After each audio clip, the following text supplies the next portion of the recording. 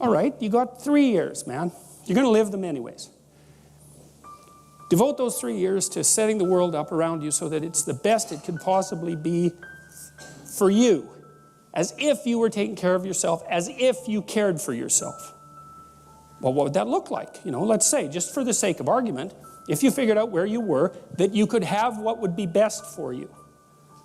Well, what is that? I bet you never asked. People don't ask. And so life comes at them like random snakes, and they sort of fend them off. And life goes by, and things don't work out the way people expected them to. But a huge part of that is they didn't know where they were because they wouldn't look or didn't know that they should look. Ignorance and willful blindness, right? Two great catastrophes. And they never figured out where they wanted to go or why. Now, there's a problem with figuring out where you want to go. And the problem is that you make your conditions for failure clear to yourself. And people don't like that. So if you keep yourself in the fog, then you can't tell when you screwed up. Now, that isn't so good because you're still screwing up. You're just too blind, self-blind to notice. Although in the short term, that's less painful. If you make your criteria for success razor sharp, then you know every time you screw up.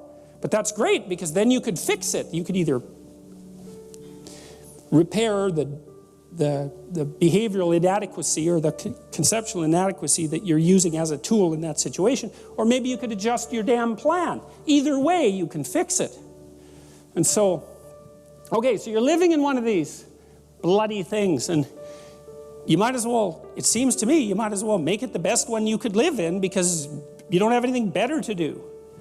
Now, if you don't do that, if you don't do it consciously, and this is what the psychoanalysts pointed out, is that you have innumerable quasi-autonomous subsystems that make you up that will generate stories impulsively, and you'll just act them out. And you know that because you watch yourself over 2 weeks and you think, Jesus, I did a lot of stupid things in the last 2 weeks. And you think, why? And it's because you're a collection of somewhat random quasi-autonomous personality units, and lacking a leader, they're just going to fire off whenever they want, you know. First you're hungry, then you're thirsty, then you want to go to bed with your wife, you know. Then you want to sleep in, then you want to tell your boss off, then you want to curse at the guy that cuts you off in traffic. It's like, you're kind of like a 2-year-old, you know, just it's one emotional frame after another vying for dominance. There's no overarching hierarchy, and there's no king at the top. And so, you know, we already talked about pyramids of competence, and what's supposed to be at the top is you want to bring all those things together. We understand this neurologically. I'll show you some of that in a little bit. We understand this neurologically, how this maps in some sense right onto the neural structure of your being.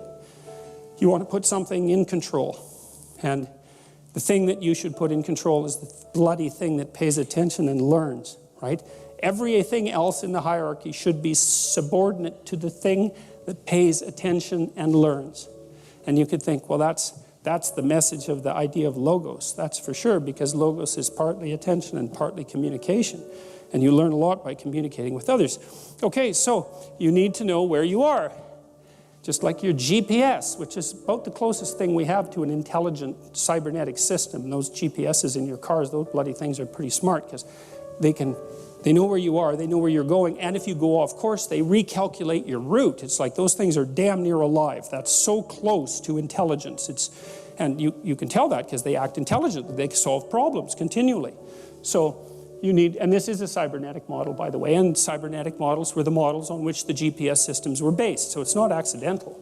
So you need to know where you are, and you need to know where you're going. And then the next thing you need to know is how it is that you're going to act, move your body, how you're going to propel yourself through time and space to transform this into that. And so, okay, and then we can make that a little bit more complex because it's a bit too simple. So we'll do this. So it isn't exactly that you live in one of these, it's that you live in a nested hierarchy of these. And you could think of this as your own internal patriarchy. That's a good way of thinking about it. And maybe it could be a tyrant, or maybe it could be something that gives you security and functional autonomy, and hopefully that's the one you go for. But it's a battle, you know, because a little bit of tyranny exists in everyone. And so, well, so at the very highest level of analysis, so that would be the overarching story. Maybe you think, I'd like to be a good person, or a successful person, or a famous person. I think good's probably better, because you can come up with the definition of good if you want, as long as it doesn't annoy other people too badly. Because they'll just get in your way, and that won't be helpful. So you have to negotiate it. But let's say you're a good person. That's sort of the story at the top of the hierarchy. And then you could decompose that into your primary roles. Maybe you're a good parent, maybe you're a good employer, or maybe you're a good employee, maybe you're a good sibling, maybe you're a good child. You know, those are major roles that you have in your life. And so you'd say that what good person is what's good about you across all those roles. So it's a higher order abstraction from something more concrete. And then you can take the role good parent, and you can say, well, what is it that constitutes a good parent? And you might say, well, a good parent, this isn't exhaustive, obviously. A good parent has a good job and takes care of his or her family. And then you might say, well, what does it mean to take care of your family? And then you might say, well, you know, you can cook the odd meal, not too odd, hopefully. You can cook the odd meal, and you can play with the baby. And then you might say, well, how do you play with a baby? And then you might say, well, you play peekaboo with the baby, or you tickle the baby. Okay, well, there's a cool shift there, because this is all articulated and conceptual, right? Right down to this level, and then all of a sudden it's your body. Because how do you play peekaboo with a baby? You don't like have a chat about how you play peekaboo with a baby, right? You go like this. It's quite fun. You can even do it with older people. They even smile about it, right? It's Dad's gone, and the baby's all shocked to death about that. Where'd he go? Oh, look, he's back. You know, the baby is playing with the reliability of the world, so it's a real intense game for a baby. It's like, oh no, Dad's gone. Oh, look, he showed up again. Oh no, he's gone. And then Dad's smiling to indicate that those brief flashes into non-existence aren't existentially terrifying beyond capacity, right? And so, but the point is that if you're playing peekaboo with a baby, you're not thinking anymore. It's not in the realm of articulation or abstraction. It's actually something that you're doing with your body. And so to me, this is a nice multi-stage solution to the mind-body problem, because what happens is at the higher order of abstraction, it's articulated and conceptual. But if you decompose it sufficiently, you end up with an actual action, and the action involves the movement of musculature.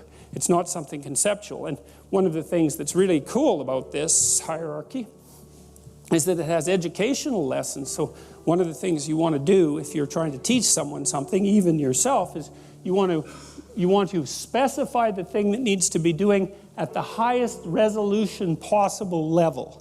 So I'll give you just a brief example. So let's say, I may be repeating this, but it doesn't matter. Say you've got a 3-year-old kid, and their room is chaos, right? There's monsters are going to be coming out under the bed in no time flat, unless that room gets some order in it. And so you tell the kid, clean up the room.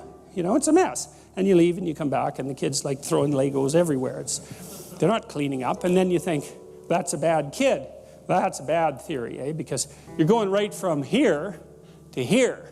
And if you want to have a good fight with someone and destroy them, then that's what you do. You don't bother with the subtleties down here. You just go right for the jugular. It's like you're a bad, stupid kid. You've always been that way. You're hopeless. There's not a chance of teaching you anything, right? And that way you can nail the past, the present, and the future all in the same insult. You've always been a terrible person. There's no teaching you, and your future's going to be exactly the same way. Then the only thing the person can do, if you do that to them, is hit you. Because that's it. There's no coming back from that. You've boxed them completely in. So if you want to have a really unproductive argument, you go right for this. Past, present, and future, you're not a good person. Demolish their entire conceptual structure and expose them completely naked to chaos. It's like, great, you won the argument. It's not a good thing to do to your long-term partner, let's say, unless you want them terrified out of their skull and characterized, and their attitude towards you characterized by non-stop extreme resentment. It's probably not going to do your love life a hell of a lot of good, for example. So with the 3-year-old, maybe what you do is you say, you pick the level of analysis at which they're actually functioning, and you say, and this is something you can do if you pay attention to a kid, and lots of people won't pay attention to children because they're terrified of them. They're terrified that they'll do something wrong with them, or that the kid won't like them or some damn thing. It's like, all you have to do to get a kid to like you is pay attention to the kid for like 2 seconds, and the kid will instantly like you, because attention is it's the ultimate currency for children, right? They need adult attention because adults know way more than kids, and so they love attention. All you have to do is pay attention to them, and they will like you instantly. So you tell the kid, you see that teddy bear? The kid goes, yes. Then you've established that the child has mastered the art of perceiving a teddy bear.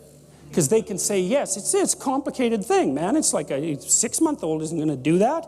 3-month-old has got the whole teddy bear identification subroutine automatized. So, teddy bear, yes. Can you pick it up? Yes. Pat, pat, pat. Good work. Do you see the hole on that shelf? Yes. Can you put the teddy bear in that hole? Yes. Go over and do that. Pat, pat, pat. Great. Okay, now we'll do thing number 2, thing number 3. So you're building up the micro routines of cleaning up the room from the bottom up, right? You're building it into their body, because you're starting with the things they've already automatized and building upwards towards abstraction. And so once the kid has all the micro routines down, and maybe there's I don't know, how many micro routines are there to clean up your room? 200? Like a lot, but not an infinite number. So you teach them all the micro routines, and then you can say, run set of micro routines, which means clean up room, and then they can do it. They know what it means.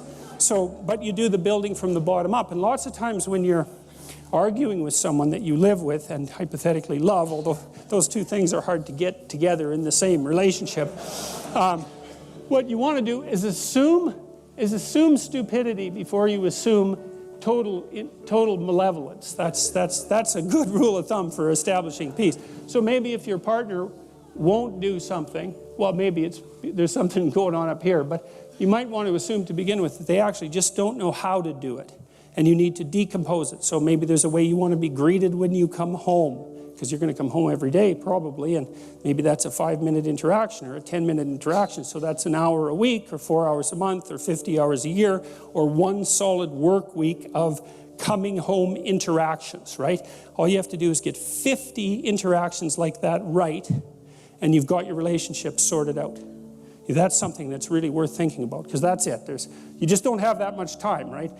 Get the meals sorted out. That's about 5 hours a day. Get your sleeping time arrangements sorted out. Get the fundamental interactions that you repeat with your partner worked out voluntarily and negotiated. You're going to cover 80% of your life that way, and then it can just run as a routine. And that's really helpful. And if you don't do that consciously, especially because our roles have fragmented and most of the traditional roles have disappeared, and so nobody knows who the hell is supposed to do what in the kitchen, for example. So nobody does anything except bitch and fight and make wretched meals or buy fast food or something like that. So, you know, the alternative to that catastrophic failure or continual resentment and fighting is to rebuild the structures from the bottom up using consensus and negotiation. And you can do that. So you can think of that as the patriarchal structure. That's a good one. And I mean, it's partly psychological because these are things you do as a person, but it's also partly political and economic and sociological, because while you're doing each of these things, you're also doing them in a way that's socially, hopefully not just socially acceptable, but actually socially desirable. And so that's the decomposition. And the reason that this keeps chaos at bay is because it isn't because your belief systems keep chaos at bay. It's not that abstract. It's that if you do these things right, then terrible things happen to you with less frequency. And that's not it's partly psychological, because maybe you don't fight as much, maybe you're not anxious as much, maybe you're not as depressed, but a lot of it's just practical. If your kid doesn't leave his skateboard on the stairs, then you don't break your neck as often. And that's not just psychological. That's actually a good thing not to break your neck so often. And so this structure isn't merely something that keeps things at bay psychologically.